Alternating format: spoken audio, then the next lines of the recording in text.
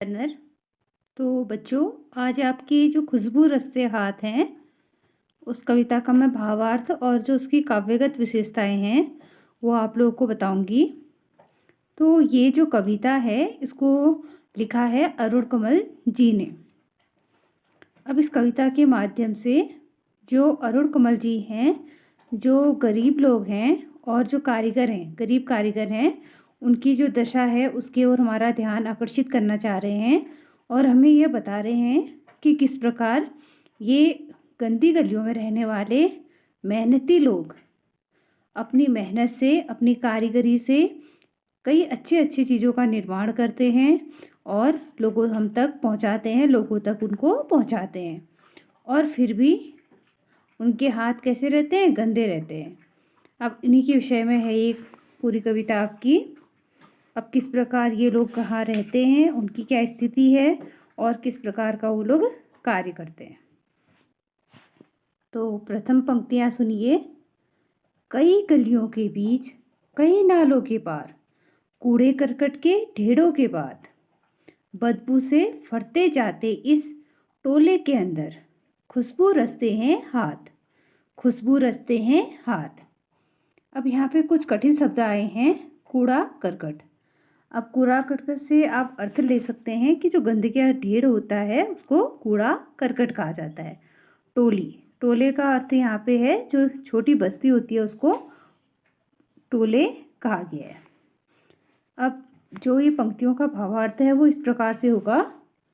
जो कवि हैं वर्गभेद और सामाजिक विषमता के प्रति उपेक्षा रखते हुए उन लोगों के रहन सहन के स्थान का विश्लेषण करते हुए लिखते हैं कि वे निम्न वर्ग के लोग कई गलियों के बीच, नालों के पार, कूड़े करकट के उस ढेर के पास बसी गंदी बस्ती में रहते हैं जहाँ बदबू से नाक फट जाती है। जीवन की विडंबना यह है कि बदबूदार स्थानों पर रहने वाले यही हाथ उच्च वर्ग के लिए खुशबूदार उपादानों अर्थात साधनों का निर्माण करते हैं, वस्तुओं का रचते हैं, उनको बनाते हैं। अब कवि जो हमारे समाज में वर्ग भेद है उसकी ओर हमारा ध्यान आकर्षित करते हुए कह रहा है कि हमारे समाज में क्या है? वर्ग भेद है। अब जो अमीर और गरीब दो वर्ग है हमारे समाज में और जिनके सामाजिक विषमताएं भी हैं दोनों वर्गों में। अब जो अमीर लोग हैं, आप लोग देखते होंगे, वो ऊंचे ऊंचे घरों में, बड़े से कोठियों में रहते हैं, उनका घर साफ सुथरा होता है। जबकि जो ये कारीगर लोग होते हैं इनका घर क्या होता है? अपेक्षाकृत छोटे होते हैं और इनकी जो चारों ओर की दशा है वो क्या होती है? गलियों के बीच गलियां होती हैं, नाले होते हैं और इनके घरों के आसपास कूड़े करकट के ढेर लगे रहते हैं। अब जो ये लोग हैं कारीगर लोग, ये इन गंदी बस्तियों में रहते हुए भी क्या करते हैं? हमारे लिए सुंदर सुंदर चीज़ों को बनाते हैं। अब जिन स्थानों पर जाने से हमारी हमारी नाक में बदबू आ जाती है, हमें ऐसा लगता है कि हमारी नाक क्या हो जाएगी? फट जाएगी। उन स्थानों पर रह के ये लोग अपनी मेहनत से, अपनी कारीगरी से हमारे लिए सुंदर चीज़ों का क्या करते हैं? निर्माण करते हैं। तो यहाँ पे कवि हमें इन लोगों की स्थिति के बारे में बता रहा है और इन लोगों की ये विशेषता बता रहा है कि ये लोग ऐसे स्थानों में रहते हुए भी उच्च वर्ग के लिए, सामान्य वर्ग के लिए, सभी के लिए खुशबूदार चीज़ों का क्या करते हैं? निर्माण करते हैं, रचना करते हैं।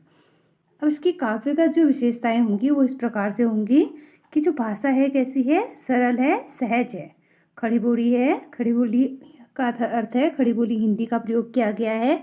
तिरस्कृत और विपरीत परिस्थितियों में रहने वाले लोग किस प्रकार अपना जीवन जीते हैं इसका सजीव वर्णन है। अब इन पंक्तियों में देखा होगा कि जिन लोगों को समाज क्या समझता है? तिरस्कृत समझता है और जो समाज से विपरीत परिस्थितियों में रहते हैं, गंदी नालियाँ जहाँ बहती हैं वहाँ रहते हैं, जहाँ कूड़े का ढेर है उधर रहते हैं वो लोग, छोटी गलियों में रहते हैं, गंदी बस्तियों में रहते हैं, तो उनके ओर ध्यान आकर्षित किया गया है। और साथ ही यहाँ पे अनुप्रास अलंकार का प्रयोग किया गया है, जिसे आपने शब्द देखा कूड़े करकट। अब आगे की पंक्तियाँ देखिए। उभरी नसों वाले हाथ, घिसे नाखूनों वाले हाथ, पीपल के पत्ते से नए नए हाथ, जूही की डाल से खुशबूदार हाथ, गंदे कटे पिटे हाथ, जख्म से फटे हुए हाथ, खुशबू रचते हैं हाथ, खुशबू रचते हैं हाथ। अब यहाँ पे जूही की डाल से, जूही की डाल, एक जूही क्या होता है, खूब एक फूल होता है।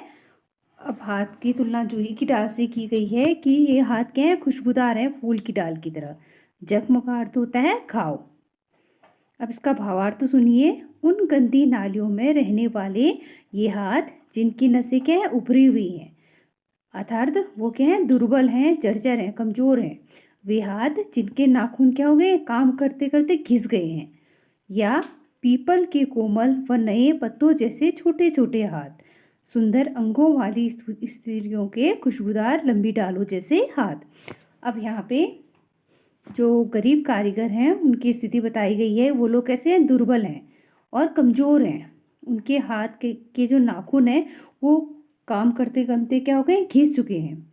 और ये हाथ किस किस के हैं, आदमियों के भी हैं, बच्चों के भी हैं और उनकी स्त्रियों के भी हैं। आदमियों की जो स्त्रियां हैं वो उनके भी हाथ हैं। तो इसके बारे में हमें कवि यहाँ पे बता रहे हैं कि जो स्त्रियों के हाथ हैं वो कैसे हैं, पतले पतले हैं। और कुछ बूढ़ी स्त्रियां भी इस काम में लगी हुई हैं, उनके हाथ कैसे हैं, कटे फटे हैं। जख्म से भरे हाथ खुशबूदार वस्तुओं का क्या कर रहे हैं, निर्माण कर रहे हैं। उनके हाथों में काम करते करते क्या हो गए, जख्म भी लग गए हैं, फिर भी वो क्या कर रहे हैं, खुशबूदार वस्तुओं का निर्माण करने में लगे हुए हैं, जुटे हुए हैं। अब ये लोग क्या बना रहे हैं, अगरबत्तियां बनाने का काम कर रहे हैं। क्योंकि अगरबत्ती से आप लोग देखते होंगे जब जलाते हैं तो क्या आती है, खूब सुंदर सुंदर खुशबू आती है, महक आती है, जो वातावरण को क्या कर देती है, सुगंधित कर देती है। अब आगे की 3 पंक्तियां देखिए। यही इन गलियों में बनती हैं मुल्क की मशहूर अगरबत्तियां। इन्हीं गंदे मोहल्लों के गंदे लोग बनाते हैं केवड़ा गुलाब, खस, रात रानी अगरबत्तियां। दुनिया की सारी गंदगी के बीच दुनिया की सारी खुशबू रचते हैं हाथ, खुशबू रचते हैं हाथ, खुशबू रचते हैं हाथ। अब यहाँ पे शब्दार्थ देखिए। केवड़ा, केवड़ा एक पौधा होता है जिससे क्या होता है, सुगंधित फूल खिलता है उस पर। और रात की रानी आपने देखा होगा आपके आसपास, एक रात की रानी का फूल खिलता है जिस पे रात को क्या आती है, बहुत ही सुंदर खुशबू आती है। और उसके फूल कैसे होते हैं, सफ़ेद रंग के होते हैं। मुल्क, मुल्क का अर्थ होता है देश से। अब यहाँ पे कवि हमें भावार्थ बता रहे हैं कि एक इस छोटी बदबूदार गली, अब ये लोग क्या रहते हैं, छोटी गली में रहते हैं, बदबूदार गली वो से होकर इनकी जो बस्ती है वहाँ है। एक छोटी सी गली, गली का अर्थ होता है रास्ता, से इनकी क्या है, बस्ती है। अब ये क्या करते हैं, इतनी छोटी सी बस्ती में रह के भी इतनी प्रसिद्ध क्या बनाते हैं, अगरबत्तियाँ बनाते हैं। इन गंदे मोहल्लों में रहने वाले, इन लोगों के मोहल्ले क्या हैं, छोटे हैं, इसलिए क्या हैं, गंदे हैं। लेकिन फिर भी ये क्या कर रहे हैं, इतनी सुंदर सुंदर इंदी खुशबूदार क्या कर रहे हैं, अगरबत्तियों का निर्माण कर रहे हैं, जिनमें केवड़े के फूलों की खुशबू डाली जाती है, गुलाब, खस, रात की रानी, इन सब फूलों की क्या आती है, महक आती है, सुगंध से ये अगरबत्तियाँ क्या होती हैं, खुशबूदार बनती हैं। अब दुनिया की इन्हीं गंदी जगहों पे, अब दुनिया के लोग क्या समझते हैं, ये जगह, ये लोग जहाँ रहते हैं वो जगह क्या है, गंदी है। लेकिन हम यह भूल जाते हैं कि इन्हीं गंदी जगह से हमारे पास क्या आ रही है, ये खुशबूदार अगरबत्तियाँ आ रही हैं। जिन हाथों को हम गंदा समझते हैं वही हाथ तो हमारे लिए क्या कर रहे हैं, ये खुशबूदार अगरबत्तियों का निर्माण कर रहे हैं। इसलिए हमें जो ये समाज के लोग हैं इनको तिरस्कृत दृष्टि से न देखते हुए इनका सम्मान करना चाहिए। क्योंकि ये लोग क्या कर रहे हैं, अपने खूबसूरत हाथों से हमारे लिए क्या कर रहे हैं, खुशबूदार अगरबत्तियाँ बना रहे हैं। इनके कार्य का हमें क्या करना चाहिए, मान रखना चाहिए। इनके कार्य का हमें, इन लोगों को उचित सम्मान देना चाहिए। क्योंकि ये लोग भी क्या है, समाज में सम्मान पाने के अधिकारी हैं। तो आज के लिए इतना ही, धन्यवाद।